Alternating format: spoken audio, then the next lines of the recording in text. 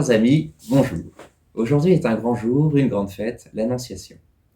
Ce jour-là, l'humanité a pu crier de joie car son Sauveur a été conçu.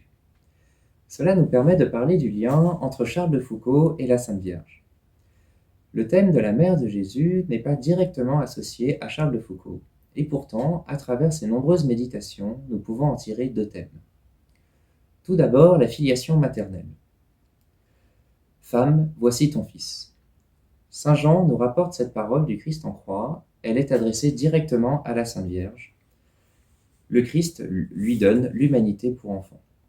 Elle a donc le devoir d'aimer, de chérir, d'écouter, de consoler et d'ouvrir son cœur maternel à chacun d'entre nous. Étant la mère de Dieu, elle a accompli son rôle d'une manière parfaite et continuera de l'accomplir jusqu'à la fin des temps. Voici ta mère. Cette fois-ci, l'ordre nous est adressé directement. La Vierge Marie est devenue notre mère à tous, elle est donc notre mère universelle. Nous avons donc le devoir de lui rendre ce qui lui est dû: affection, honneur, amour, confiance, etc. Ainsi, aimons-la, honorons-la, prions-la dans toutes nos difficultés, nos joies, tous nos désirs, tous nos besoins.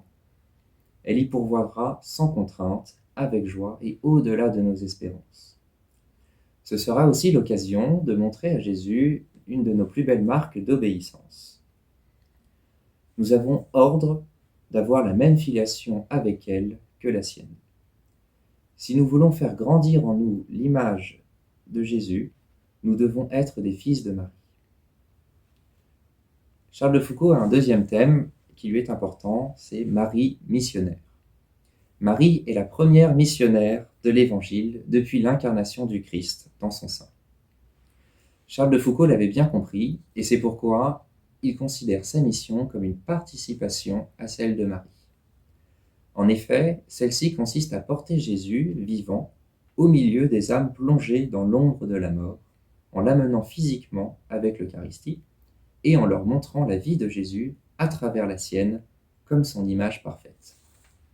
De plus, comme Marie, il fait acte de présence au milieu des populations en parfait inconnu, rendant visible l'amour de Dieu par son exemple. À Noël 1903, Charles de Foucault décide de se consacrer à Marie en vivant avec elle, par elle et en elle.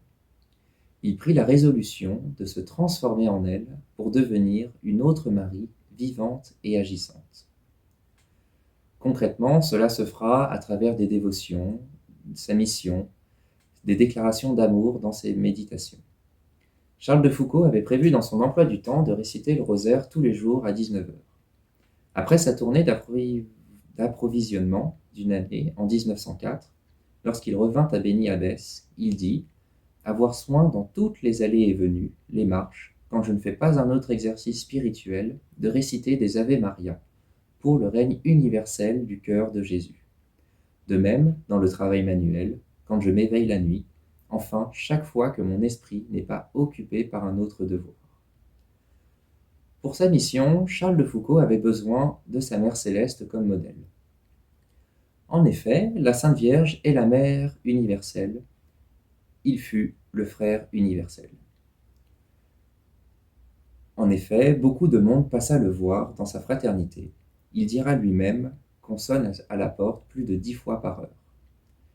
Il s'agira de quelques officiers, beaucoup de soldats, beaucoup d'Arabes et beaucoup de pauvres.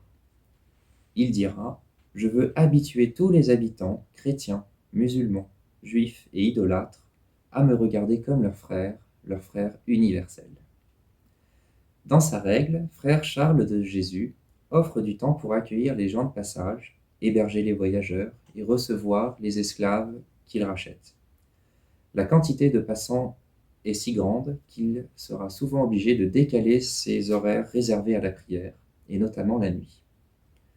Que ce soit chez lui ou dans ses tournées, il ne manque pas d'aborder le plus de personnes possible pour se faire connaître avec Jésus et préparer le terrain pour les pères blancs qui suivront. Sa mission sera marquée par une charité, une disponibilité et une tendresse maternelle hors norme envers le prochain.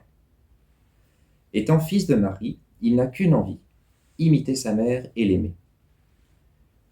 Il l'exprimera par ses déclarations d'amour. Je vous le cite. Sainte Vierge, Saint Joseph, ma mère et mon père, unissez à moi, à vous, faites-moi partager votre amour, vos adorations, vos sentiments, votre fidélité, votre perfection. Faites-moi comme vous. Sainte Vierge, je vous aime, je vous adore, je me donne à vous. Que ce ne soit plus moi qui vive, mais vous qui viviez en moi. Que je vous plaise le plus possible, qu'il en soit de même de tous vos enfants. Chers amis, je ne peux que vous encourager à vous rapprocher de notre Mère Céleste. Beaucoup de dévotions existent et peuvent transformer une vie. À l'exemple de Charles de Foucauld, prenons la Sainte Vierge chez nous pour nous guider dans notre vie et dans notre mission de chrétien. Belle fête de l'Annonciation et bonne fin de carême.